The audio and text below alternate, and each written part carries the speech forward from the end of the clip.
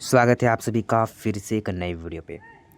दोस्तों, आज के इस वीडियो के अंदर हम लोग झारखंड बोर्ड क्लास 10th के विद्यार्थियों का जिन सभी का सामाजिक विज्ञान यानी कि सोशल साइंस का परीक्षा जो है 7 फरवरी को होने वाला है, उसका आज हम लोग महत्वपूर्ण प्रश्न देखने वाले हैं।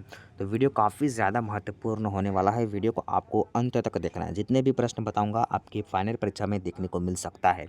तो क्या करना है आप लोगों को, सबसे पहले इस वीडियो को एक प्यारा सा लाइक कर लेना है और चैनल पर नहीं होंगे तो चैनल को सब्सक्राइब जो है कर लेना है। साथ ही साथ जो है आपको नोटिफिकेशन बेल आइकन को प्रेस करके ऑल पे सेट कर लेना है, ठीक है। और नीचे डिस्क्रिप्शन बॉक्स पे आपको टेलीग्राम चैनल और इंस्टाग्राम आईडी दोनों का लिंक मिलेगा, तो प्लीज़ वहाँ पर जाकर हमें फॉलो ज़रूर से कर लेना, ओके।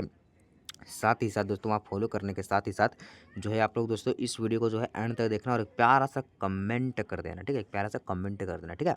तो चलिए वीडियो शुरू करते हैं। देखिए, पहला प्रश्न बोलता है कि 1848 में किस फ्रांसीसी कलाकार ने 4 चित्रों की एक श्रृंखला बनाई जिसमें उन्होंने अपने सपनों का संसार रचा। वो फेडरिक सोरियर था कि जो थे माने थे कि कॉम्टे थे या अगस्त रेडिनो थे, तो वो था आपका option number A Frederick Sorio, ठीक है। चलिए अगला प्रश्न देख लेते हैं।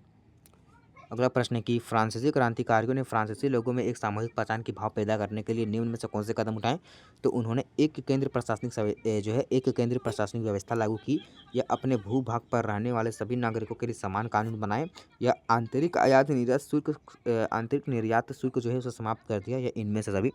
तो ऑप्शन नंबर डी, इनमें से सभी कार्य वहाँ जो है किया गया। देखिए अगला प्रश्न है कि जर्मनी के एकीकरण के लिए बिस्मार्क ने कौन सी नीति अपनाई। तो जर्मनी के एकीकरण के लिए बिस्मार्क ने अपना लौह एवं रक्त के नीचे, जिसे खून एवं खड्डा भी कहा जाता है, जिसे बोला जाता है ड्रोन एंड ब्लड पॉलिसी, ठीक है। Blood and drone policy option number A इसका आंसर हो जाएगा। देखिए अगला प्रश्न देखते हैं कि हिंद स्वराज नामक पुस्तक की रचना किसने की। तो हिंद स्वराज नामक पुस्तक की रचना आपका ऑप्शन नंबर पे महात्मा गांधी ने की थी, ठीक है।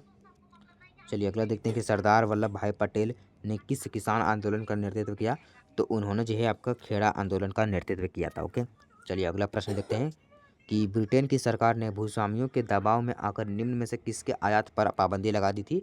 तो वहाँ पर जो है मक्का की आयात पर पाबंदी लगा दी गई थी, ठीक है। चलिए अगला प्रश्न देख लेते हैं कि 1890 के दशक में अफ्रीका में मवेशी में कौन सी बीमारी बहुत तेज़ी से फैली। तो ये बहुत ही खतरनाक हादसा हुआ था अमेरिका जो है अफ्रीका के वासियों के साथ, क्योंकि वहाँ के लोग पूरा फुल्ली डिपेंड थे जानवरों पर। एक बीमारी फैल गई और इस बीमारी का नाम था rinder paste, option number second, ठीक है। चलिए अगला देख लेते हैं। अगला कि 19वीं सदी के दौरान ब्रिटेन में सर्वाधिक गतिशील उद्योग कौन से थे। तो ये आपका लौह एवं इस्पात, या आपका कपास और चीनी, ये धातु और कपास, या कपास और पेट्रोलियम। तो ऑप्शन नंबर ए कपास और जो है धातु, ऑप्शन नंबर ए। अगला कि किसने कहा मुद्रण ईश्वर की दी हुई महानतम देने सबसे बड़ा तोहफा है। तो ये क्या था आपका मार्टिन लूथर, ऑप्शन नंबर तीसरा। चलिए अगला है कि ज्योतिबा फूले ने जाति प्रथा के अत्याचार पर 1871 में कौन सी पुस्तक लिखी थी। तो वो गुलामगिरी, ऑप्शन नंबर ए, ठीक है।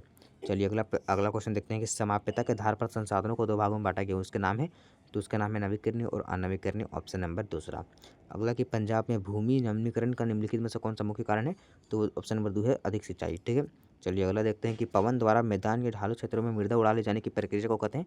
तो उसको कहते हैं पवन अपवर्तन। ये आपका सब्जेक्टिव में आ सकता है कि इस तरह से पूछ दे कि पवन अपवर्तन किससे कहते हैं। तो आप लोग लिखना पवन द्वारा मैदान या ढालू क्षेत्र में मृदा उड़ा ले जाने की प्रक्रिया को पवन अपवर्तन कहते हैं, ठीक है। इस तरह से लिखना है। अगला प्रश्न देखते हैं कि निम्नलिखित में से कौन लुप्त प्रजातियां हैं।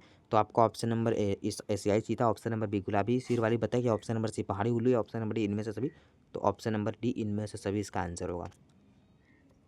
अगला प्रश्न है कि भारत में जैव विविधता को कम करने वाले महत्वपूर्ण कारक कौन है।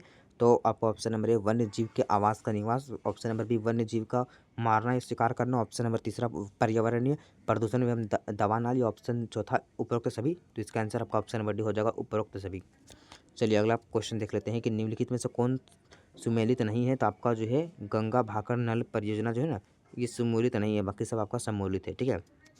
चलिए अगला देखते हैं कि मानसून के आगमन के साथ जो फसलें बोई जाती है वे किस फसल के अंतर्गत आती है। तो आपका खरीफ फसल के अंतर्गत आती है, ऑप्शन नंबर दूसरा। चलिए अगला देखते हैं कि भारत के ग्रामीण तथा सुदूर क्षेत्रों में ऊर्जा के संसाधनों में किस प्रकार की ऊर्जा तेजी से लोकप्रिय है। तो ये आपका ऑप्शन नंबर चौथा सौर ऊर्जा, जिसको आजकल सोलर पैनल जो है आपने देखा होगा, कई घर के सामने सोलर पैनल जो है लगे रहते हैं, इसको बोलते हैं सौर ऊर्जा, ऑप्शन नंबर चौथा। देखिए अगला कि लोहा तथा इस्पात उद्योग को किस प्रकार के उद्योगों के रूप में भी जाना जाता है। तो जो है ना उसको आधारभूत उद्योग के नाम से भी जाना जाता है, ठीक है, लोहा एवं इस्पात उद्योग को, ठीक है। देखिए अगला है, बेल्जियम के अल्पसंख्यक के रूप में किस भाषा को बोलने वाले लोग तुलनात्मक रूप से ज़्यादा समृद्ध ताकतवर रहे हैं? तो ये जो आपको ऑप्शन में फ्रेंच लोग जो है ना ज़्यादा जो है तुलनात्मक और ताकतवर रहे हैं, ठीक है। अगला है कि श्रीलंका में अधिकांश सिली भाषाई लोग किस धर्म को मानने वाले हैं? तो ये आपका बौद्ध धर्म को मानने वाले हैं, ऑप्शन नंबर तीसरा। देखिए अगला है कि किस शासन व्यवस्था में संपूर्ण शासन की सत्ता केंद्र सरकार के पास होती है? तो ये आपका एकात्मक शासन सरकार के पास होती है, ठीक है। देखिए अगला है कि इनमें से कौन संघ सूची का विषय है? तो संघ सूची का विषय ऑप्शन नंबर दूसरा है, प्रतिरक्षा, विदेशी मामले, बैंकिंग, ये सब जितना भी कार्य रहता है वो संघ सूची के जो है करती है, ठीक है। देखिए अगला है क्वेश्चन, मैं थोड़ा सा जूम कर लेता हूँ, हाँ। अगला प्रश्न है कि अन्य जाति समूह में से भेदभाव और उन्हें अपने से अलग मानने की धारणा निम्न में से किस व्यवस्था पर आधारित है? तो ये आपका वर्ण व्यवस्था पर आधारित है।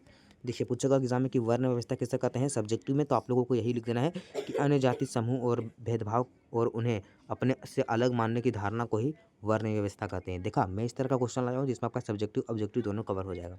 देखिए अगला कि चुनाव लड़ने और सरकार में सत्ता संभालने के लिए एकजुट हुए लोगों के समूह को क्या कहते हैं?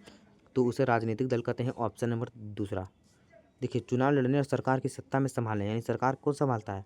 तो सरकार जो संभालता है वो राजनीतिक तंत्र जो है आपका, लोकतंत्र में जितने भी नेता वेता होते हैं वो संभालते हैं। तो यानी कि नेता वेता किस में आता है? लोकतंत्र में। लोकतंत्र क्या है? एक राजनीतिक है, पॉलिटिक्स है, तो उसका आप लोगों को याद रखना है कि राजनीतिक दल ऑप्शन नंबर दूसरा हो जाएगा। देखिए अगला कि समानता, किसी देश का विकास किस आधार पर निर्धारित किया जा सकता है? तो आपका प्रति व्यक्ति आय पर, औसत साक्षरता दर पर, लोगों की स्वास्थ्य स्थिति पर, उपरोक्त सभी, तो ऑप्शन नंबर डी उपरोक्त सभी पे।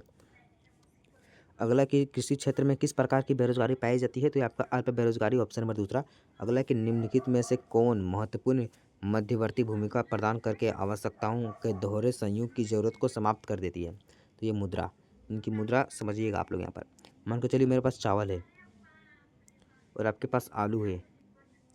मुझे अगर आलू चाहिए तो मैं आपसे मांगूंगा, और अगर आपको आलू चाहिए तो आप मुझसे देखिए मेरे पास देखिए मेरे पास चावल है, मुझे आलू चाहिए तो मैं आपसे मांगूंगा, और आपके पास आलू है, अगर आपको चावल चाहिए तो आप मुझसे मांगिएगा। तो इस तरीके की जो प्रक्रिया है ना पहले ज़माने में नहीं थी, तो इसको कहते थे वस्तु विनिमय प्रणाली। लेकिन इस प्रकार की प्रक्रिया को अब समाप्त हो गई है। क्यों समाप्त हो गई है? क्योंकि अभी मुद्रा है, मुद्रा के द्वारा आप कहीं भी जाकर दुकान वगैरह में खरीद सकते हो। ऑप्शन नंबर दूसरा, ठीक है, सॉरी ऑप्शन नंबर पहला। विभिन्न देशों के बाजारों को जोड़ने या एकीकरण में निम्न से कौन सा सहायक होता है? तो विदेशी व्यापार। उसके बाद है हॉलमार्क मार्क किस प्रकार की वस्तुओं की गुणवत्ता को प्रमाणक चिन्ह है? तो तीसरा आभूषण। सो ये थे 30 important objective question. So I hope आज का वीडियो आपको पसंद आया होगा। वीडियो पसंद है वीडियो को लाइक कीजिए, चैनल पर नए हो सब्सक्राइब कीजिए। मिलेंगे आपको अगले वीडियो पे। Thank you so much.